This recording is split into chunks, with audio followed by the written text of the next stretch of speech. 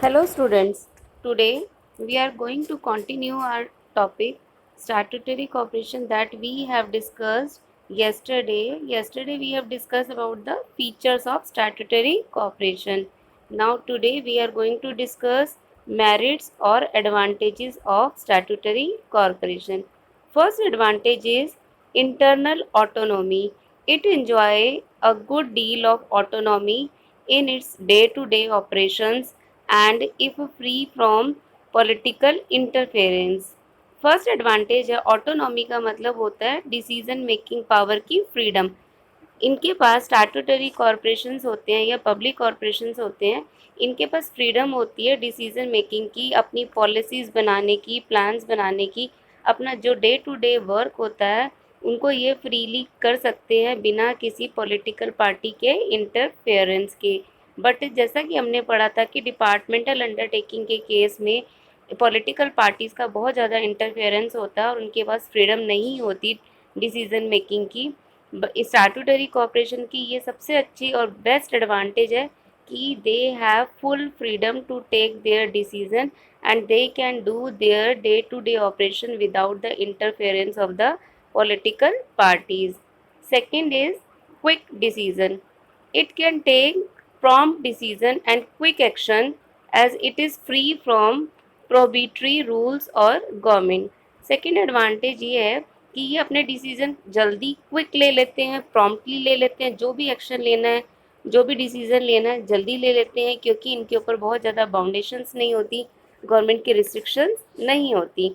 अभी first advantage में ही हमने पढ़ा कि इनके पास फुल फ्रीडम होती है डिसीजन मेकिंग की, पॉलिसीज़ बनाने की, प्लान्स बनाने की, जिसकी वजह से इनको क्या फ़ायदा होता है, ये अपना जो भी काम करना है, जो भी डिसीज़न लेना है उसको ये क्विकली ले लेते हैं, प्रॉम्प्टली ले लेते हैं, जो भी एक्शन लेना है उसको क्विकली लेके अपने काम को as early as possible finish कर लेते हैं। थर्ड मेरिट है parliament's control. Their performance is subject to discussion in parliament which ensures proper use of public money. Third advantage ये है कि इनकी जो भी परफॉर्मेंस है, जो भी प्लान्स बना रहे हैं, पॉलिसीज़ बना रहे हैं, जो डे टू डे एक्टिविटीज़ कर रहे हैं, इनकी परफॉर्मेंस पार्लियामेंट में डिस्कस होती है क्योंकि ये जो है स्टैट्यूटरी कॉर्पोरेशन जो है ये सेटअप ही किसके अंडर होता है, स्पेशल एक्ट के अंडर बनता है, एस्टैब्लिश होता है और ये स्पेशल एक्ट जो कहाँ पास होता है, पार्लियामेंट में पास होता है।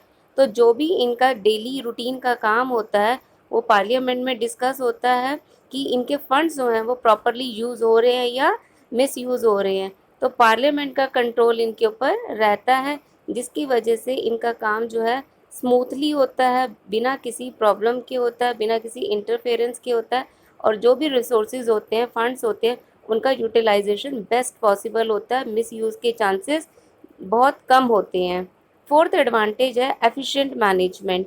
These are independent in recruitment and selection of their employees and professionals. Experience and specialist are appointed on important post. Fourth advantage है इनके जो काम करने वाले एम्प्लॉयज़ होते हैं वो हाईली एक्सपर्ट होते हैं अपने फील्ड में, उनको अपने फील्ड का एक्सपीरियंस होता है, वो काम करने में एकदम एक्सपर्ट होते हैं, स्पेशलिस्ट होते हैं और अगर स्पेशलिस्ट होंगे, एक्सपर्ट होंगे तो उनको नॉलेज होगी अच्छे से और वो काम एफिशिएंटली, इफेक्टिवली करेंगे, वेस्टेज नहीं होगी रिसोर्सेज की, डिसीज़न जल्दी लिया जाएगा और जहाँ जब काम अच्छे से होगा, हर काम प्रॉपरली होगा तो टारगेट और गोल जो है वो अचीव करना भी ईजीली हो जाता है। जो भी रिक्रूटमेंट होती है, सिलेक्शन होती है एम्प्लॉयज़ की, वो इंडिपेंडेंट होती है और ये बात ध्यान में रखी जाती है कि जो भी एम्प्लॉयज़ जो है सेलेक्ट हो रहे हैं, रिक्रूट हो रहे हैं किसी भी पर्टिकुलर पोस्ट के लिए, उनमें प्रॉपर क्वालिफिकेशन, नॉलेज, एक्सपीरियंस है या नहीं है। और जो हायर लेवल की पोस्ट होती है, इम्पॉर्टेंट पोस्ट होती हैं, उनमें प्रोफेशनल लोगों को ही अपॉइंट किया जाता है जो अपने फील्ड में हाईली एक्सपीरियंस्ड हों और एक्सपीरियंस लोग जो होते हैं, स्पेशलिस्ट लोग जो होते हैं, उनको हर हर टाइप की प्रॉब्लम्स को टैकल करने में एक्सपीरियंस होता है और डिसीजन मेकिंग पावर उनकी क्विक होती है और काम जो है वो स्मूथली होता है और कोई प्रॉब्लम नहीं आती। अगर गोल्स और एम्स अचीव करना है तो वो इजीली एंड रिजल्ट तक पहुंच जाते हैं।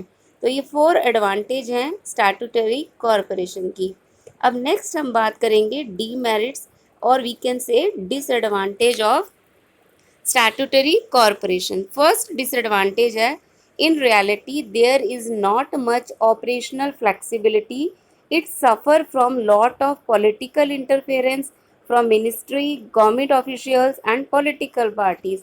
इसका मतलब ये, अगर हम रियलिटी में देखें तो स्टैट्यूटरी कॉरपोरेशन का जो काम है वो फ्लेक्सिबल, स्मूथली नहीं होता।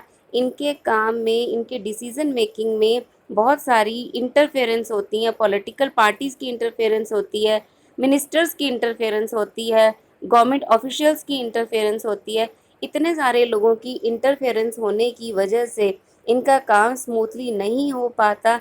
जो वर्क होता है उसमें अड़चनें आती हैं, प्रॉब्लम्स आती हैं, डिसीजन मेकिंग क्विक नहीं होती। किसी भी एंड रिजल्ट पे पहुंचने से पहले बहुत सारे ऑब्स्टेकल्स को टेक ओवर करना पड़ता है, हैंडल करना पड़ता है। सेकेंड डिसएडवांटेज है, usually they enjoy monopoly in their field and do not have profit motive, due to which their working times out to be inefficient. Second demerit disadvantage ये है कि अपने फील्ड में मोनोपली होते हैं। मोनोपली का मतलब है कि इनका कोई कॉम्पिटिटर नहीं होता। अगर हम आरबीआई की बात करें, आरबीआई का कंपैरिजन किसी से नहीं है, आरबीआई खुद ही अकेला है, वही डिसीजन मेकिंग करता है कि उन्होंने बैंक्स को किस तरह से कंट्रोल करना है, फंडिंग को कैसे करना है, क्योंकि उनका कोई कॉम्पिटिटर नहीं है, वो अपने जो भी डिसीजन है खुद करते हैं। तो स्टैट्यूटरी कॉरपोरेशन में सबसे बड़ी डिसएडवांटेज यही है कि इसमें जो भी ऑर्गेनाइजेशंस होती हैं उनका मोनोपली होता है अपने फील्ड में, और उनका जो मेन मोटिव प्रॉफिट अर्न करना नहीं होता, जिसकी वजह से वो काम ठीक से नहीं करते। उनको कोई फ़र्क नहीं पड़ता कि ऑर्गेनाइजेशन प्रॉफिट अर्न कर रही है या नहीं कर रही, या बिजनेस लॉसेस में जा रहा है, तो वो अपना काम इनएफिशिएंटली करते हैं, काम पे ज़्यादा फोकस नहीं करते। थर्ड डिसएडवांटेज है, where there is dealing with public, ramped occupation exist, thus public corporation is suitable for undertaking requiring monopoly powers, example public utility. तो हम ये कह सकते हैं कि स्टैट्यूटरी कॉरपोरेशन वही ऑर्गेनाइजेशन सक्सेसफुली रन करती हैं जहाँ पे कोई कंपटीशन ना हो, जहाँ पे उनके अगेंस्ट कोई सर्विस और कोई प्रोवाइड ना करा रहा हो, लाइक ओएनजीसी है, आरबीआई है, एफसीआई है।